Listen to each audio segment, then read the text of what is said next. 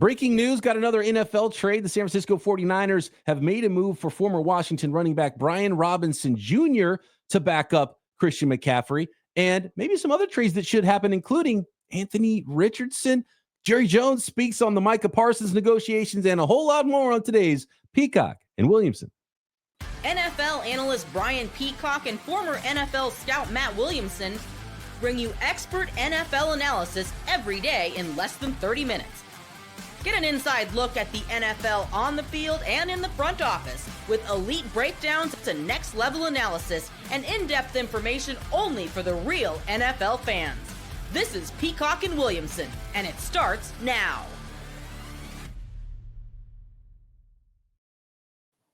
Welcome to the Peacock and Williamson NFL Show. Brian Peacock alongside Matt Williamson at BD Peacock at Williamson NFL. Thanks everybody for making us your first listen on the Locked On Podcast Network, your team every day.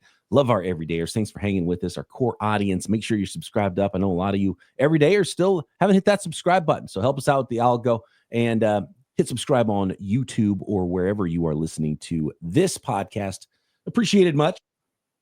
And welcome if you are new to the program. Hang out with us every day, talking ball. We've got a lot to get into on today's show as we are in the midst of preseason week number 3. And Matt, I think the first thing to say about the preseason and about this week of the preseason is it can be pretty rough, although we do have some games I think that are going to be more interesting to watch this weekend. You were at the Steelers game and playing against the Panthers. Not a lot to report, I'm taking from that game. I wasn't there. It was in Carolina. Okay. But I'm very happy I wasn't. From 3 to 11, I was tied up doing Steeler stuff for one of the worst games I've ever had to watch, to be very honest with you. You know, from the Steeler perspective, they have been sitting everybody. So they sat Rodgers, Hayward, Watt, and Metcalf. But so they actually played Ramsey and some of the dudes they haven't played, but very, very little. I mean, like a series, just to like knock the dust off them type of thing. Strangely, I found this odd. The Panthers played nobody. They sat like their 30 best players, including Bryce Young, and Andy Dalton's injured. So Jake Plummer's kid was the quarterback. He actually was okay. But I mean, I knew like no Panthers on the field for the entire game. And so everyone's all excited. Oh, it's this Steeler lineman's kicking butt or whatever. I'm like, he played against nobody, you know? So I think you'll get a handful of games like that where it's just total end of roster battling for cuts type of games, or the dudes that haven't played knock the rust off for a couple minutes in that type of game, you know? Yeah, a lot of scouting the 54th man on a lot of rosters. Yeah. The waiver claims are going to happen here. And the 80th man. And the 80 through 90th man. Right, yeah. And trying to figure out if these guys are worth a claim or not. We'll talk more about cuts, I think, next week. And we do have some mailbag questions about that we're going to utilize as well in those. And appreciate all the questions. We pushed our mailbag back a little bit. And I do have some good questions here. One about a couple actually about Anthony Richardson, which are fascinating. Yeah. Preseason games here coming up, and rookie quarterbacks specifically. But I want to start with the latest in the saga of. I got to stop you. Here we go. I've never done this to you, but late breaking news as of 1 minute ago. Wink. Well, that was the wrong button. Hold on. I got to press it. There we go. Breaking news sounder. And I'm so happy to do this to you. Brian Robinson to the 49ers for a 6th round pick. Okay, there we go. The 49ers have been shopping around a number of injuries. We do have a question about who's going to be Christian McCaffrey's number 2. And I was kind of not going to answer that question, but I think we have the answer now. The 49ers have had a bunch of injuries. I was pretty high on 5th round rookie Jordan James out of Oregon to be a guy that could back up Christian McCaffrey. He got dinged up. Corey Kiner out of Cincinnati, undrafted rookie, looked really good. Contact balance. He was going to make the roster. He's got a high ankle sprain now. They lost Patrick Taylor, who had been working a lot behind Christian McCaffrey in training camp to an injury. He went on IR. So his season is over. Isaac Guerrero, who's kind of the number 2, but more of a change of pace guy than he can carry the load if Christian McCaffrey were to get hurt. He's back after a shoulder injury. And I have been talking about Jordan James is like, okay, he's the sleeper for the 49ers because I think he can play a role, and I'm not settled on Isaac Guerendo being the full-time backup for Christian McCaffrey. I think he's, no matter if Christian McCaffrey goes down, I think Guerendo's role should be the same, which is change of pace, pretty good receiver.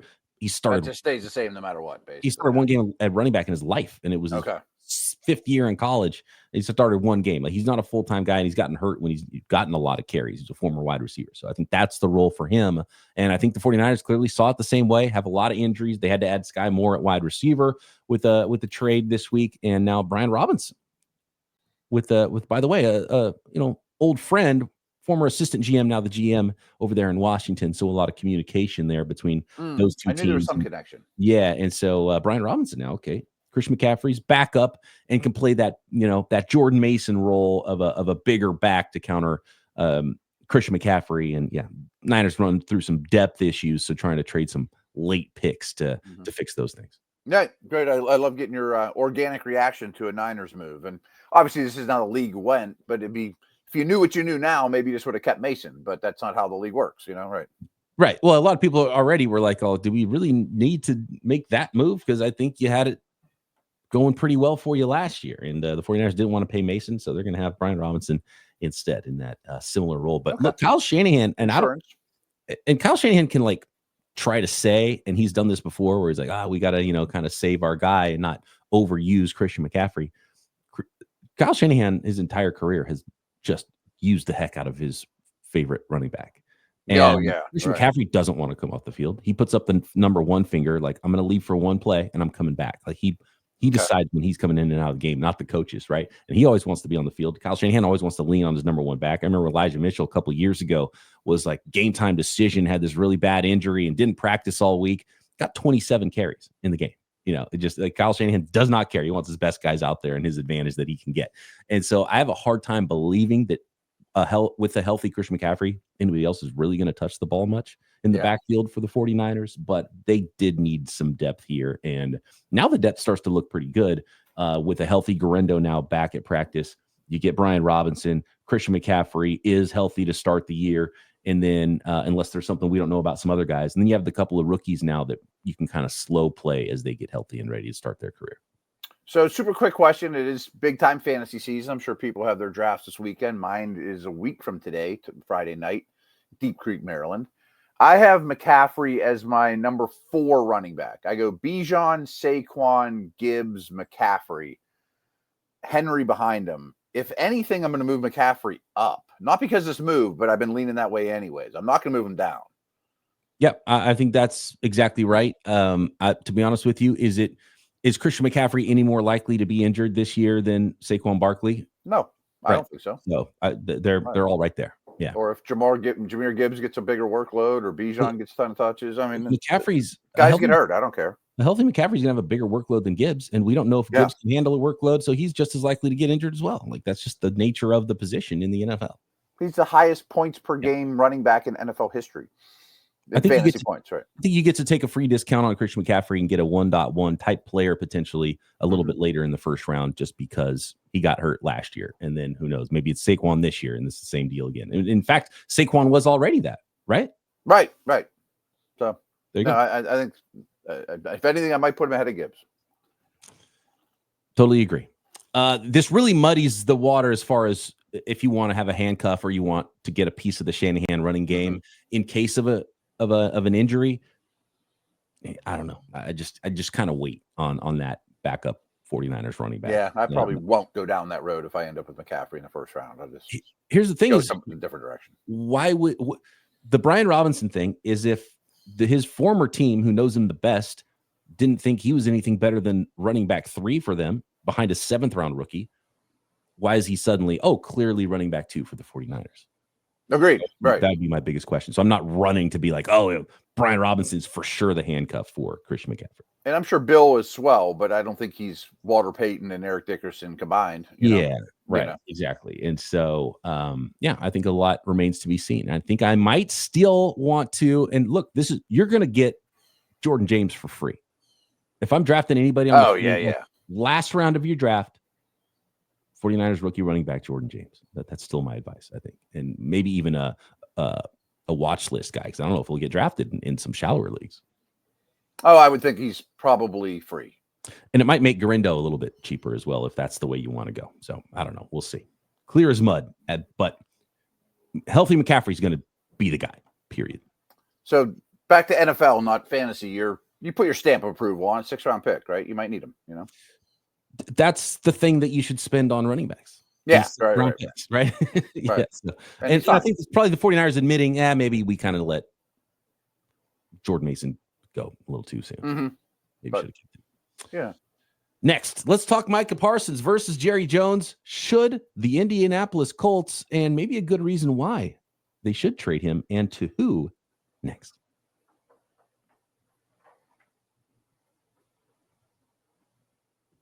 This episode of Peacock and Williamson brought to you by Yahoo Fantasy.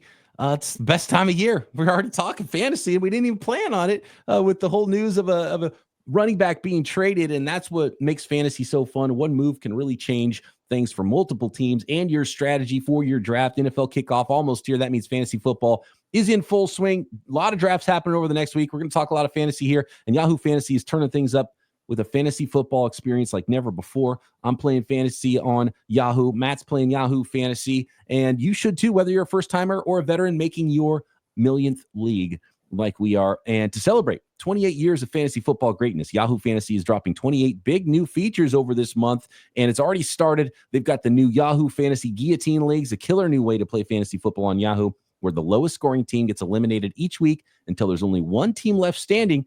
With the season around the corner, now's the time to get your league together, give this new mode a try, or if you're into the classics, you can still play head-to-head private leagues or join a public league. You don't even have to know anybody. You can go to yahoofantasy.com/LockedOnNFL right now and just join a league. So stay tuned for more killer announcements and start playing Yahoo Fantasy Football now at yahoofantasy.com/LockedOnNFL.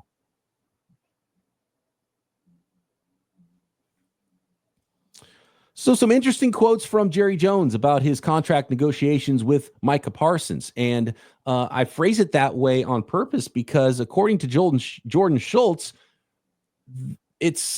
he's negotiating with Parsons and not the agent, which is not the way things are really done in the NFL. Right. So according to Jordan Schultz, the Cowboys situation with Micah Parsons isn't hard to understand because Parsons pays an agent to handle his contract. Jerry Jones doesn't want to talk to the agent. Parsons has said, talk to my agent. Jerry still won't. And so that's where we are with that. And according to Jerry and his conversations with agents, and he told Michael Irvin this on Michael Irvin's podcast, an interesting quote here from Jerry Jones. But Jerry Jones has said that he's offered Micah Parsons the biggest contract ever for a non-quarterback in NFL history. Now, look, that's coming from one side of the negotiation. Maybe, the Parsons. That's not even news to me, though. Of course you should. It has to be that. Right. We know that's what this contract has to be. That's how you get to the poker table. There's a lot of sliding. Yeah. There's a lot of sliding levers, in that offer where it's like, okay, well, per year, fine, but the guarantees are less or whatever. Right. Say it one way, is it really, and is it structured the way that the player wants? And so, they could probably be pretty far. They could be pretty close on total money and not close at all on guarantees and so forth. But here's the money quote from Jerry Jones to Michael Irvin on that podcast. He said, talking about contract negotiations way back in March, quote, when we wanted to send the contract details to the agent told us to stick it up our ass. So there you go. So do you really think Parsons is just not going to be a Cowboy anymore? I mean, that statement was pretty lengthy and thought out. We kind of heard the same thing from Myles Garrett months ago, but I don't know. I've heard Parsons is a very convicted, not strange, but set in his ways type of dude.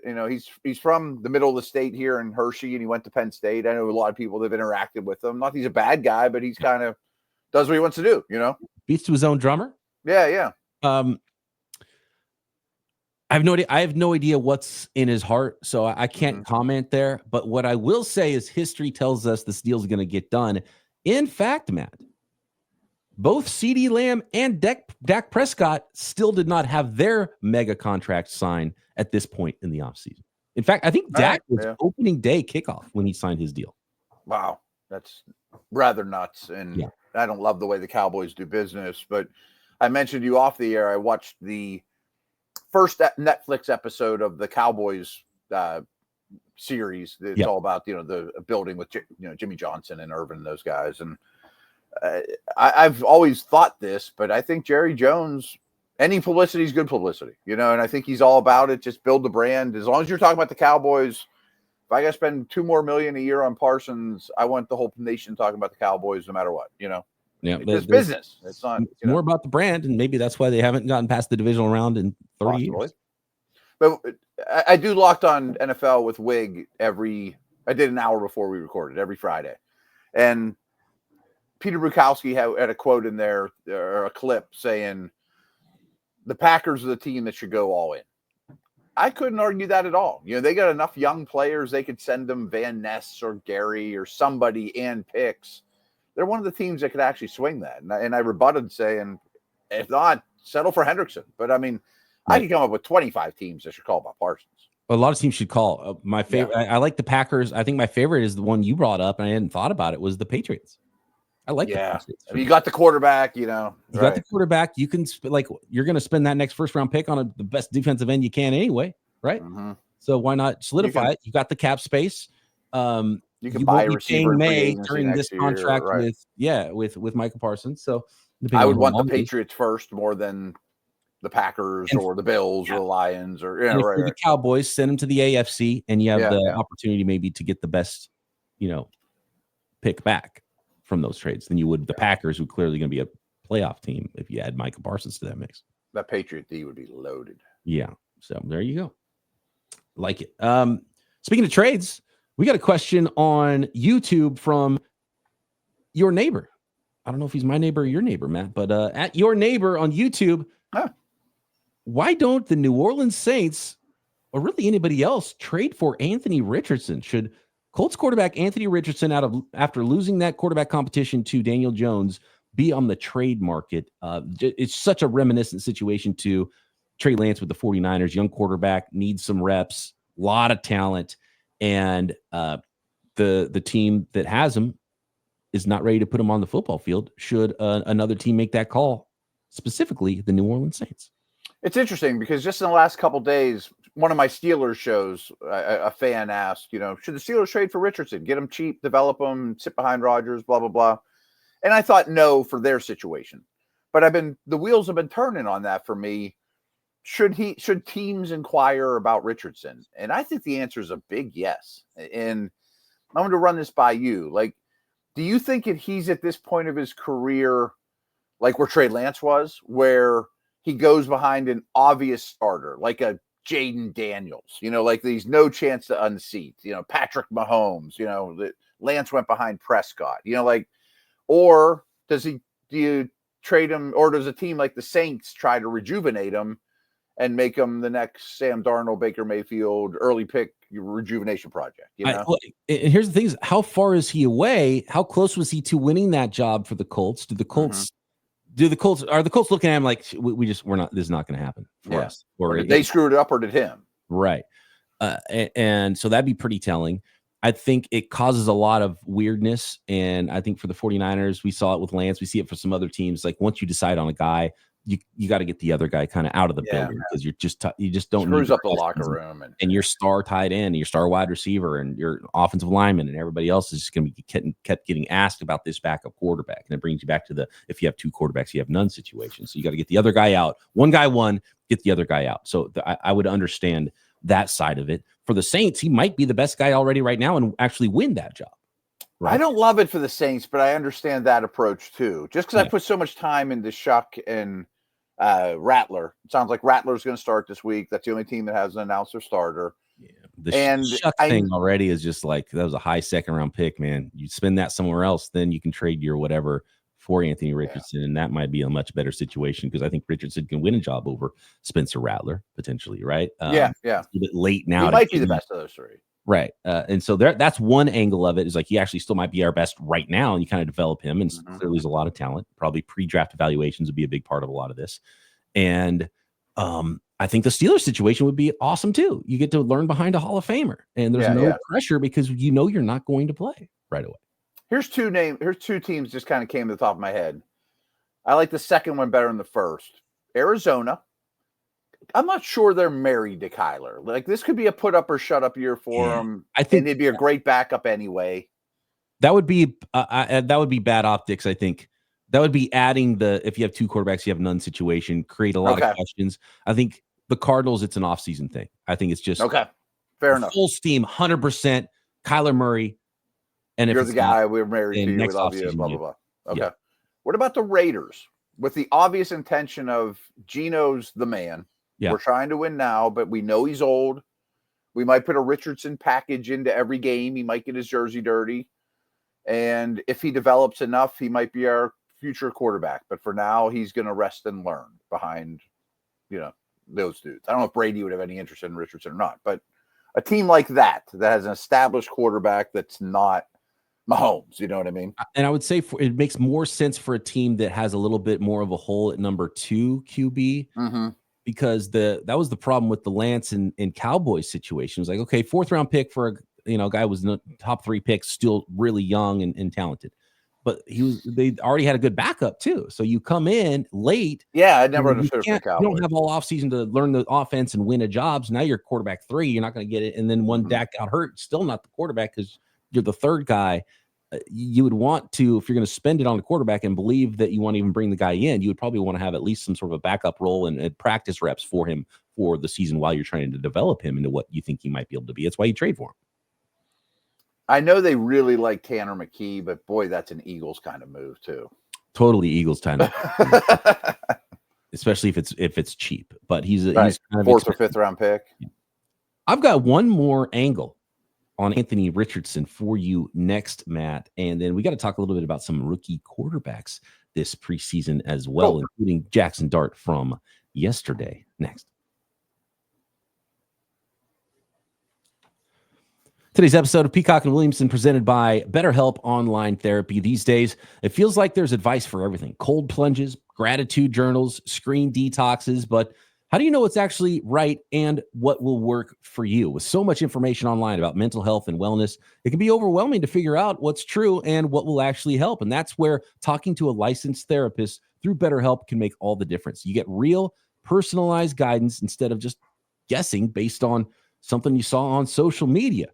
With over 30,000 therapists, BetterHelp is the world's largest online therapy platform, serving more than 5 million people. It's easy to fit into your schedule, too.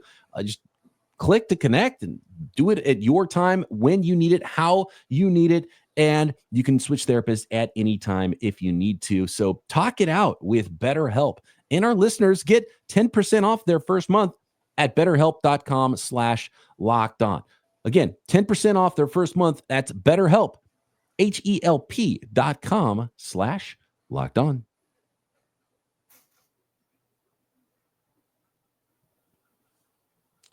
Last bit on Anthony Richardson. This was relayed by one of our listeners, and it is very intriguing. So there's multiple avenues here. The Colts can hold on to Anthony Richardson, see what happens with Daniel Jones. If there's an injury or Daniel Jones falls on his face, then you can put Anthony Richardson back in there and give him one more shot. You could trade him to somebody else to play quarterback, or you can keep him or trade him to somebody else, and he can become the next great converted tight end, Matt. Whoa. Okay. Anthony Richardson's relative athletic score is actually better than also former number 4 overall NFL draft pick tight end Kyle Pitts. 6'4", 244 pounds, 4.43 speed, 40.5-inch vertical. Actually a better relative athletic score than Kyle Pitts, man. Best relative athletic score for a quarterback in NFL Combine history, Richardson. I'm not there yet. I don't think it's Logan Thomas time yet. I just think that he's not been on the field enough. You knew he was super raw. There has been questions about his work ethic, and the tapping out thing doesn't endear him to teammates. I understand that in this old boys club. And maybe the Colts will never forget that. I'm not sure for the Steelers necessarily, but I mean, like, I would be highly interested in giving you a mid to late round pick as a reclamation project quarterback And even if he only comes in and Willis with the Packers and we run the ball like crazy and stick him behind Justin Fields in New York, or you know what I mean, and just have a running quarterback offense in the meantime. And if he doesn't work out, so be it. I'm not ready to abandon the ship on quarterback, but this graphic is pretty crazy. It's and it's one of those things where you still have an out if you're Anthony Richardson too. So yeah, you're probably, I mean, you're going to want to pursue the quarterback thing. And if you said, "Hey, Anthony, you want to play tight end?" You'd say it's the same thing that Micah Parsons' agent said to Jerry Jones, essentially, right? Yeah, you can stick it there because I'm a quarterback. Right? Yeah, but there might be a situation where in a couple years you don't have prospects as a quarterback. You might be convinced. And then you say, "Okay, well, let's do this tight end thing," right? Mm-hmm. And so I think it's a fascinating option for Anthony Richardson. It's funny that you bring up Logan Thomas. I didn't think about him.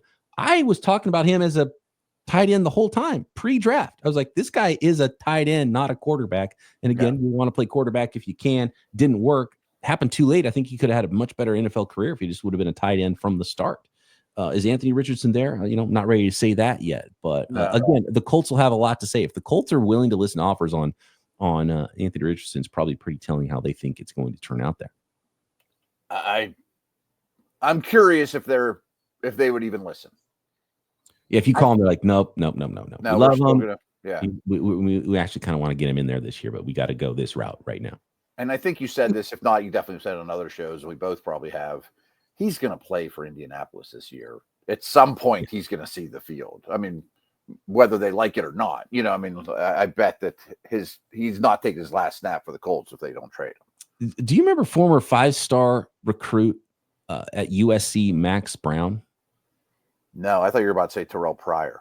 No, he's so this is not tight end related. Max Brown was a former 5-star recruit at USC. He was kind of behind, I think, Cody Kessler, and then lost a competition with Sam Darnold, and then transferred again, I think, to Pitt, and was behind Kenny Pickett at some point. Okay, that's possible. I don't. And he was in every Pitt game, and he was in a bunch of quarterback competitions and kind of lost them all as a former 5-star. Okay, and he has a YouTube channel now, and a really smart guy, and it's really interesting. List came in second over and over and over, huh? Yeah, and everybody he had a quarterback competition with, started games in the NFL. They were all not terrible losses. I lost to Ali and Frazier, and right. And he does some quarterback breakdown stuff, and it covers a little bit more college football than anything. But just kind of ran across his YouTube channel, and he had an episode about quarterback competitions, and it's very similar. And this was recorded before the preseason, right?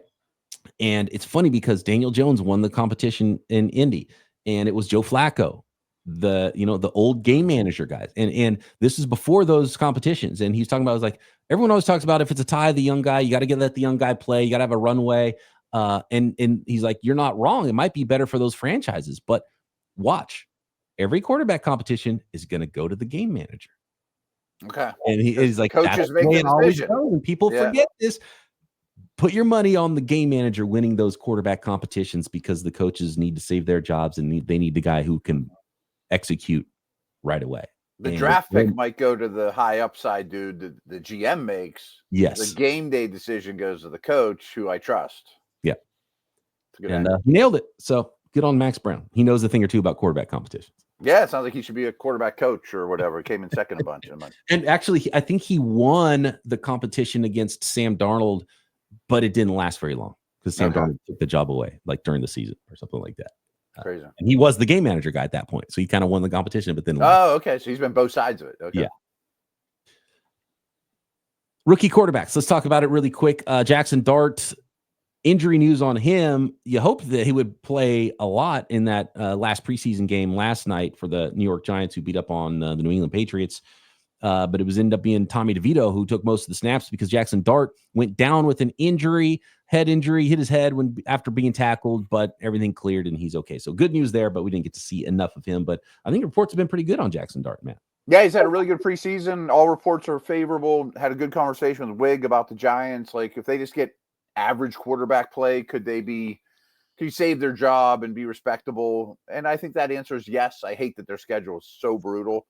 And I'm not the biggest Russell Wilson fan, but I've been around him enough to be like, he'll hold down the fort, and he's better than DeVito and Jones. And They have some weapons. I think the defense could be pretty nasty.